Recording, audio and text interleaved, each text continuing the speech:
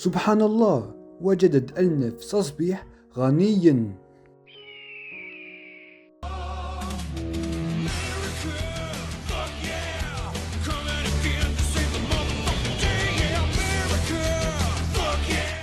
It's the USA, and you have two choices, be my friend or the democracy.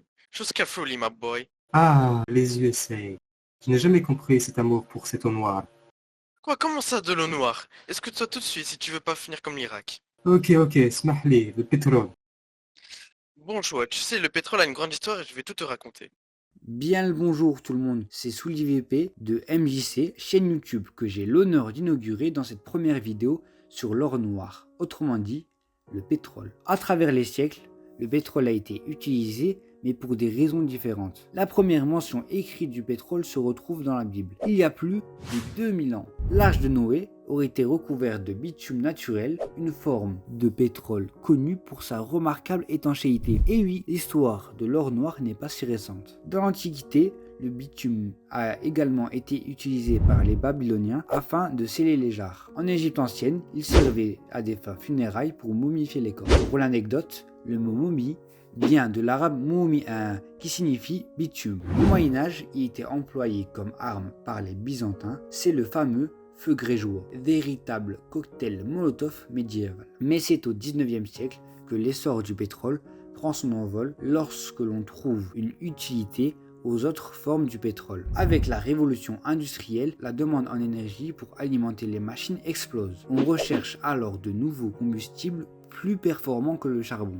Le pétrole devient alors une solution miracle. Les premiers puits furent forés en Allemagne en 1857, mais les forages ayant eu le plus grand retentissement sont ceux d'Edwin Drake avec son puits à Titusville aux États-Unis, où les premiers barils américains furent fabriqués. Par la suite, les exploitations pétrolières se multiplièrent à travers le globe. On découvrit d'énormes gisements au Moyen-Orient, en Amérique du Sud, en Afrique et en Asie, faisant la richesse des pays exportateurs comme l'Arabie Saoudite, premier producteur mondial de pétrole. Si ce liquide rapporte tant, c'est parce qu'il est aujourd'hui indispensable dans la majorité des secteurs, du bâtiment à l'alimentation en passant bien évidemment par l'énergie. Il est un matériau indispensable qui permet de faire à peu près tout ce que l'on veut. Aujourd'hui, la recherche du pétrole est devenue bien plus facile. Grâce à l'évolution des technologies et à l'amélioration des techniques de forage, les compagnies pétrolières ont pu explorer de nouveaux gisements et exploiter de manière plus efficace les réserves existantes. Trop cool, my friend. Mais dis-moi, comment le pétrole s'est formé? C'est une bonne question que nous avons là. Vous savez pas Ayo. cela? Ouais. Hein? L'ignorance. Ils sont juste perdus, rien de plus. Ok, je vais vous expliquer cela. Tout commence il y a des millions d'années, et notamment dans les océans qui contiennent une grande part de la biomasse terrestre. Lorsque les organismes marins meurent, ils sont le plus souvent décomposés par des micro-organismes, et la matière organique qui les formait entame une nouvelle boucle au sein du cycle du vivant. Cependant, quelques résidus fossiles y échappent, en particulier dans les zones tropicales et lors de périodes de réchauffement climatique intense. Grâce à l'activité tectonique qui déforme la croûte terrestre, un bassin sédimentaire, propice comme son nom l'indique, au dépôt de sédiments se crée. Le poids des sédiments apportés contribue à l'approfondissement du bassin. C'est la subsidence. La matière organique, le plus souvent issue du plancton, un micro-organisme très présent dans les océans, va alors s'accumuler par gravité au fond des mers et se mêler à la matière minérale. C'est la sédimentation, lors de laquelle une strate riche en matière organique, appelée roche-mère, se forme.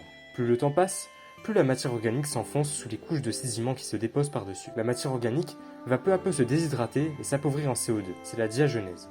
À des milliers de mètres de profondeur, la température et la pression augmentent. Ces conditions permettent à des bactéries anaérobies, capables de vivre sans dioxygène, de transformer par réaction d'oxydoréduction la matière organique en kérogène, une matière solide constituant l'étape intermédiaire vers la formation des énergies fossiles que sont le gaz et le pétrole. Lorsque la température atteint environ 60 à 120 degrés, le kérogène subit pendant des millions d'années une lente pyrolyse. Il est peu à peu transformé, toujours par redox en molécules plus volatiles, liquides et gazeuses. Lors de la catagenèse, les hydrocarbures naissent avec le pétrole, qui n'est qu'un mélange de ces derniers. Par surpression, les hydrocarbures sont expulsés de la roche-mère et migrent par la poussée d'Archimède vers la surface. S'ils ne passent que par des roches perméables et poreuses, ils atteindront un jour la surface où ils seront soit oxydés, soit biodégradés. Ils peuvent d'ailleurs être à l'origine de mares de pétrole que l'on retrouve dans les pays à grand potentiel pétrolier, comme le Venezuela ou les États de la péninsule arabique. Dans le cas contraire, la remontée est stoppée par un piège à pétrole dit anticlinal, constitué d'une strate de schiste argileux imperméable, formant un réservoir d'hydrocarbures, dans lequel le pétrole s'accumule en dessous du gaz naturel. Les gisements de pétrole créés après ces millions d'années de maturation thermique de la matière organique sont repérés par des études sismiques. On envoie des ondes sismiques dans le sol dont on étudie la vitesse afin de déterminer l'éventuelle présence d'un réservoir d'hydrocarbures. Lorsque l'on en détecte un, on effectue un forage jusqu'au réservoir. Puis, au moyen d'une charge explosive fixée au bout, on déclenche une explosion qui perce le schiste et permet au pétrole de remonter naturellement à la surface grâce à la pression. Le débit de pétrole arrivant à la surface peut être simplement régulé avec un arbre de Noël. Plus le temps passe, plus la pression dans le réservoir diminue. Il devient nécessaire d'ajouter une pompe au système. Dans le cas d'un pétrole non conventionnel, c'est-à-dire difficile d'accès, on utilise la fracturation hydraulique, un processus consistant en l'injection d'un liquide, généralement de l'eau, sous haute pression. Il est à noter qu'il existe deux types de forages, les forages terrestres et les forages offshore. Ces derniers sont les plus difficiles à opérer d'un point de vue logistique, mais également technique. En effet, ils font appel à une extraction en haute profondeur, sous une pression importante, faisant de l'exploitation pétrolière un véritable défi. Cependant, les ressources pétrolières en mer étant gigantesques, l'occasion de les exploiter ne peut pas être manquée. Le pétrole récolté est ensuite transporté dans des oléoducs, des pipelines ou par camion, jusque dans une raffinerie. En effet, pour le moment, le pétrole brut n'est pas d'une grande utilité, ce sont plutôt ses composants. Il est nécessaire de séparer les différents types de chaînes d'hydrocarbures. Ainsi, on procède à une distillation atmosphérique du pétrole brut. Basée sur la différence des températures d'ébullition entre les produits purs contenus dans le pétrole, elle consiste en l'injection de ce dernier au sein d'une colonne de distillation à plateau. Après un chauffage dans un four de distillation à 400 degrés Celsius, le pétrole entre dans la colonne, où les différents constituants s'évaporent et viennent se déposer sous forme liquide sur les plateaux des zones ayant une température égale à leur température d'ébullition. De cette manière, les différents alcanes contenus, comme les octanes ou les hexanes, sont séparés. À ce stade, les produits obtenus sont presque prêts à l'emploi, il ne leur reste plus qu'à passer quelques étapes de purification. Qui en a quelque chose à foutre? Dis-moi qui en a à foutre? Le pétrole, c'est du pétrole. Ah, l'ignorance. C'est si terrible d'être aussi égaré. Super tout ça, mais quels sont les avantages et les inconvénients? Alors... Alors là, bon.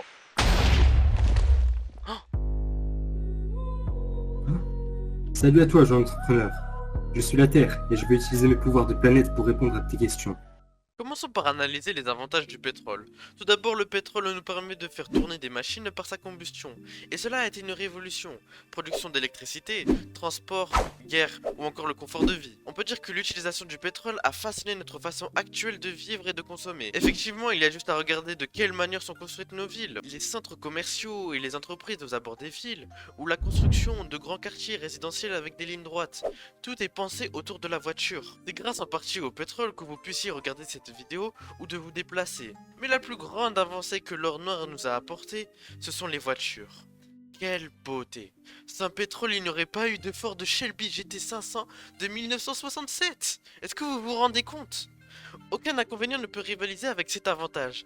Regardez-moi ces courbes. Et ce son!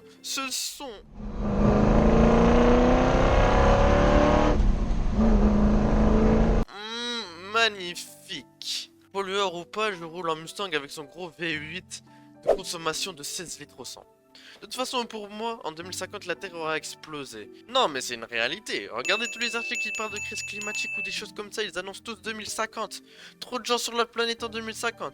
Le changement climatique de fond en 2050. Bientôt, on aura la Russie qui annonce le retour de l'Union soviétique avec la rébellion de l'IA et le retour du Reich en 2050. Attendez, quoi? Comment ça, le retour du Reich? Passons maintenant aux inconvénients. On va commencer par celui qui fait plus parler de lui, la pollution. Effectivement, la combustion du pétrole produit du CO2 qui est un gaz à effet de serre et qui est nocif pour le corps humain.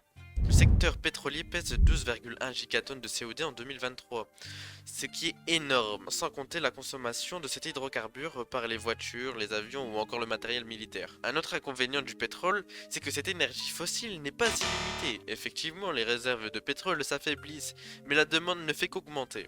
Il est encore difficile d'estimer l'épuisement des réserves étant donné qu'elles sont soumises à plusieurs facteurs tels que le prix du baril, de l'électrification générale ou encore de l'invention de moteurs moins gourmands. De plus, le pétrole n'est pas réparti de façon égalitaire sur le globe et cela crée des conflits tels que la guerre en Irak ou les guerres du Golfe qui ont été un massacre et qui ont été un bain de sang. Et effectivement, les grandes puissances cherchent à tout prix à mettre la main sur cet or noir. Normal, car essentiel pour leur évolution et pour leur matériel militaire. Un T-90 ou un F-35 ne peut fonctionner sans carburant, ce qui nous amène au dernier gros inconvénient, qui est notre dépendance à cette énergie. Il est impensable aujourd'hui d'avoir un monde sans pétrole.